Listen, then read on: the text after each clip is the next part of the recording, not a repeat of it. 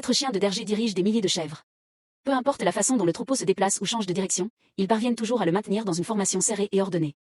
La capacité d'un chien de berger à contrôler les moutons n'est pas innée, elle est le résultat d'un dressage commencé dès son plus jeune âge. Ce petit chien s'appelle Patou. Quelques jours seulement après sa naissance, son propriétaire l'a placé dans un enclos rempli de moutons, à un âge où il aurait encore dû être blotti dans les bras de sa mère. Il a été contraint de commencer à travailler très tôt. Entouré de moutons inconnus, il tremblait dans un tas de foin. Au début, ses frères et sœurs restaient avec lui, mais cette période chaleureuse fut extrêmement courte. Chaque pâturage de la vallée attendait de jeunes chiens de berger. À seulement 2 mois, Patou fut emmené par son propriétaire dans un tout nouveau pâturage. Arrivé dans cet endroit inconnu, il fit face à un troupeau qu'il ne connaissait pas. Certains déliés au mauvais caractère intimidaient même ce nouveau venu, mais Patou se souvenait toujours des enseignements de sa mère. Il ne riposta pas. Au contraire, il remua la queue et s'approcha doucement, s'intégrant peu à peu à cette grande famille.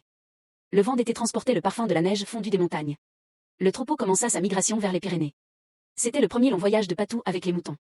À la tête de l'équipe se trouvait le berger expérimenté, Chris. Des moutons provenant de 4 pâturages différents furent rassemblés, formant un troupeau de plusieurs milliers d'animaux. L'année précédente, les conditions météorologiques difficiles et les attaques fréquentes de l'ours brun avaient coûté à Chris plus de 100 moutons.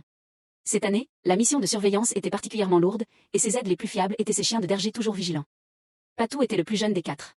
Désireux de se faire des amis parmi les anciens chiens, il essayait de se rapprocher d'eux, mais les chiens expérimentés, habitués à travailler seuls, n'avaient pas le temps de répondre à son enthousiasme.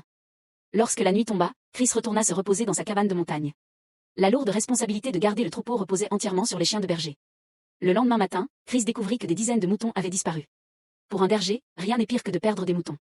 Il partit immédiatement à leur recherche avec ses compagnons. À ce moment-là, Patou sentit une odeur dangereuse dans l'air. Il devint immédiatement vigilant et se plaça devant le troupeau agité. Un ours brun adulte approchait. Dans un combat individuel, un chien n'a aucune chance face à un ours brun. Les chiens de berger expérimentés auraient d'abord donné l'alerte avant de se retirer, mais le jeune Patou ne recula pas d'1 centimètre. Il aboya sans arrêt sur l'ours, traçant avec son corps une limite que le prédateur ne pouvait franchir.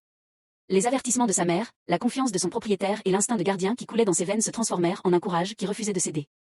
Après un rêve face à face, l'ours brun fut effrayé par ce petit chien sans peur et finit par faire demi-tour et s'enfuir honteusement.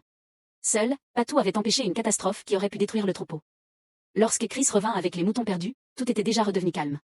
Il ne saurait peut-être jamais quelle défense héroïque son plus jeune compagnon venait d'accomplir, mais à partir de ce jour, Patou était devenu un véritable chien de berger. Pendant les longues années qui suivirent, il garderait ses montagnes, protégerait ses moutons et consacrerait toute sa vie à accomplir la mission profondément ancrée dans son instinct.